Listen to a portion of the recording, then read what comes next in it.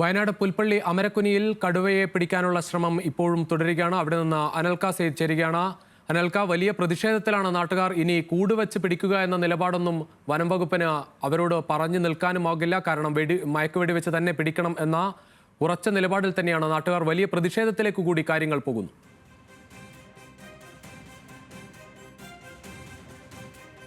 അതെ രുജീഷ് സൂചിപ്പിച്ചതുപോലെ തന്നെ അതായത് ഈ ജനകീയ സമിതിയും അതേപോലെ തന്നെ കർഷക കോൺഗ്രസിന്റെ നേതാക്കളും തമ്മിൽ ചെറിയ രീതിയിലുള്ളൊരു വാക്തർക്കം ഇവിടെ ഉണ്ടായി. അത് പോലീസ് ഇടപെട്ട് പരിഹരിച്ചു. അതിൽ തന്നെ ഈ കർഷക കോൺഗ്രസിന്റെ നേതാക്കൾ സൂചിപ്പിച്ചിട്ടുള്ള പ്രധാനപ്പെട്ട പ്രശ്നമെന്ന് പറയുന്നത് അതായത് വനം വകുപ്പ് മന്ത്രിയും അതോടൊപ്പം തന്നെ വനം വകുപ്പും ഇതിൽ ഈ വിഷയവുമായിട്ട് ബന്ധപ്പെട്ട് ഏകോപിപ്പിക്കുന്നതിൽ ചെറിയ പരാജയമുണ്ടെന്നാണ് പറയുന്നത്. അതോടൊപ്പം തന്നെ ഈ വനം വകുപ്പ് മന്ത്രി ഇതുവരെ ഈ സ്ഥലം അതായത് ഈ സംഭവസ്ഥലം സന്ദർശിക്കാത്തതിലും ഈ കർഷക കോൺഗ്രസ് നേതാക്കൾ വലിയ രീതിയിൽ ആരോപണം ഉന്നയിക്കുന്നു.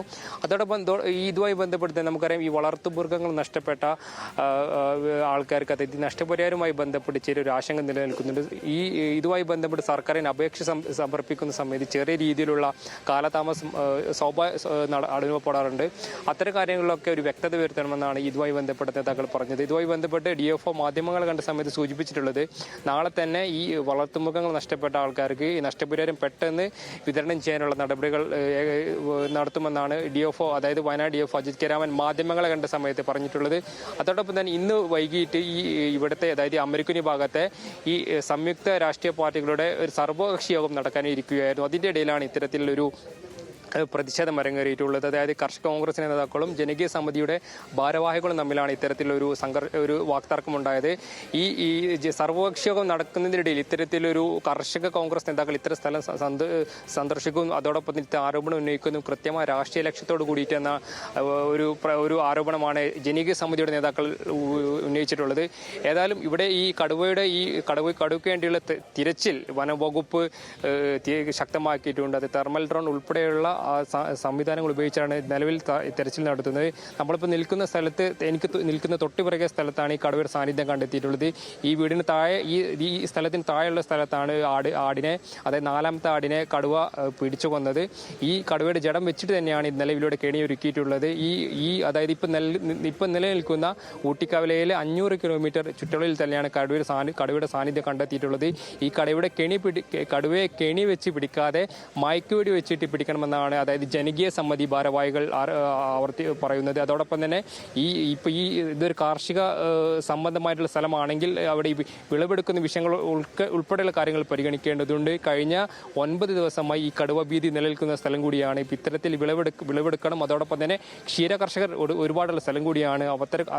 ഇന്ന് രാത്രിയിലും നടപടി തുടരാൻ തന്നെയാണോ വനംവകുപ്പിന്റെ തീരുമാനം? പ്രത്യേകിച്ച് ആളുകൾ ഈ കടുവയെ നേരിട്ട് കാണുന്നുണ്ട്. അവരുടെ കന്നുകാലികളെയും മറ്റ് മൃഗങ്ങളെയും വീട്ടിൽ വളർത്തുന്ന പട്ടികളെയും ഉൾപ്പെടെ കടുവ ആക്രമിക്കുന്നുണ്ട്. അതൊക്കെ തുടരുന്നുണ്ട്. കഴിഞ്ഞ ദിവസങ്ങളിലെല്ലാം കാണുന്നു. ഇന്നും സമാനമായി ഉണ്ടാകുന്നു.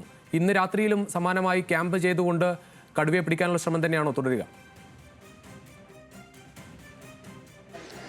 അതെ രുജീഷ്, ഇവിടെ 24 മണിക്കൂർ വനം വകുപ്പിന്റെ പ്രത്യേക പരിശീലനം ലഭിച്ച ഷൂട്ടർമാരും അതുപോലെ തന്നെ RRT സംഘങ്ങൾ ഉൾപ്പെടെയുള്ള ആൾക്കാർ ഈ സ്ഥലത്ത് ക്യാമ്പ് ചെയ്യുന്നുണ്ട്. അതായത് ഈ കടുവയുടെ സാന്നിധ്യം കഴിഞ്ഞ 9 ദിവസത്തിൽ കണ്ടെത്തിയ സമയത്ത് അതായത് ഞാൻ നിൽക്കുന്ന ഈ സ്ഥലത്ത് നിന്നും ഏകദേശം 3 കിലോമീറ്റർ ചുറ്റളവിലാണ് കടുവയുടെ സാന്നിധ്യം കണ്ടെത്തിയിട്ടുള്ളത്. 9ാം തീയതിക്ക് ശേഷം കടുവയുടെ സാന്നിധ്യം കണ്ടെത്താൻ കഴിഞ്ഞിട്ടില്ലെങ്കിൽ പിന്നീട് അതായത് 2 ദിവസം മുമ്പാണ് കടുവയുടെ സാന്നിധ്യം വീണ്ടും തെർമൽ ഡ്രോൺ ഉപയോഗിച്ച് കണ്ടെത്തിയിട്ടുള്ളത്. ഇപ്പോൾ ഞാൻ നിൽക്കുന്ന ഈ ഊട്ടിക്കവല ഭാഗത്ത് അതായത് ഇന്ന് പുലർച്ചയോട് കൂടിയിട്ടാണ് ഈ കടുവ ആടിനെ പിടിച്ചു കൊന്നത്. ആ സമയത്തൊക്കെ തന്നെ വളരെ പെട്ടെന്ന് തന്നെ വനം വകുപ്പിന്റെ പ്രത്യേക സംഘം ഇവിടെ എത്തി പരിശോധന നടത്തി. ആ സമയത്തൊക്കെ തന്നെ തെർമൽ ഡ്രോൺ ഉപയോഗിച്ച് നടത്തിയ പരിശോധനയിൽ ഈ ഊട്ടിക്കവലയ്ക്ക് സമീപം 500 മീറ്റർ ചുറ്റളവിൽ കടുവയുടെ സാന്നിധ്യം കണ്ടെത്തിയിരുന്നു.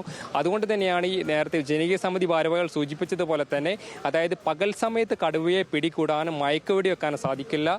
അത് രാത്രി കാലങ്ങളിൽ കടുവയെ നിരീക്ഷിച്ചുകൊണ്ട് കടുവയെ കെണി വെച്ച് പിടിക്കുന്നതിന് പകരം കടുവയെ മയക്കുവെടി വെക്കണം എന്നൊരു ആവശ്യമാണ് ജനകീയ സമിതി ഭാരവാഹികൾ ഇപ്പോൾ ഇവിടെ എത്തിയിട്ടുള്ള കർഷക കോൺഗ്രസിന്റെ നേതാക്കളും സൂചിപ്പിച്ചിട്ടുള്ളത്. ഏതായാലും ജനങ്ങൾ ആശങ്കയിലാണ്. ഇവിടെ വിളവെടുക്കുന്ന സമയമാണ്. കാപ്പി അടക്കമുള്ള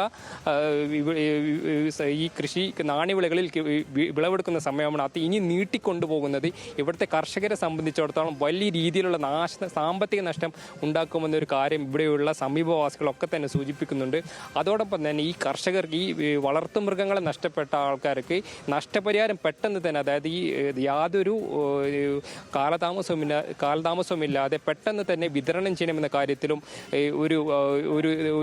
അതിൻ്റെ ഒരു കാര്യത്തിൽ ഏകദേശം വ്യക്തത വന്നിട്ടുണ്ട്. നാളെ തന്നെ വെറ്റിനറി ഡോക്ടറുടെ സാന്നിധ്യത്തിൽ തന്നെ ഇതുമായി ബന്ധപ്പെട്ട് ഈ വളർത്തുമൃഗങ്ങൾക്ക് നഷ്ടപരിഹാരം കണക്കാക്കിക്കൊണ്ട് വളർത്തുമൃഗങ്ങൾ നഷ്ടപ്പെട്ട ആൾക്കാർക്ക് പെട്ടെന്ന് തന്നെ നഷ്ടപരിഹാരം വിതരണം ചെയ്യുന്ന കാര്യത്തിലും ഒരു വ്യക്തത വന്നിട്ടുണ്ട്. നാളെ തന്നെ ഇതിൻ്റെ നടപടിക്രമങ്ങൾ പൂർത്തിയാക്കുമെന്നാണ് പറഞ്ഞിട്ടുള്ളത്. അതോടൊപ്പം തന്നെ മറ്റൊരു വിധത്തിലുള്ള യാതൊരു വിധത്തിലുള്ള ആശങ്കയും പ്രകടിപ്പിക്കേണ്ടതില്ല. കടുവയെ പെട്ടെന്ന് പിടികൂടി മയക്കുവെടി വെച്ച് ഈ ജനങ്ങളുടെ ആശങ്ക കഴിയുമെന്ന പ്രതീക്ഷയിൽ തന്നെയാണ് വനം വകുപ്പുള്ളത്. വലിയ ആശങ്കയിൽ തന്നെയാണ് വയനാട് പുൽപ്പള്ളി അമരക്കുനിയിലെ ജനങ്ങൾ ഉള്ളത്. വിവരങ്ങൾ നൽകിയായിരുന്നു അനിൽ കാസേദ്.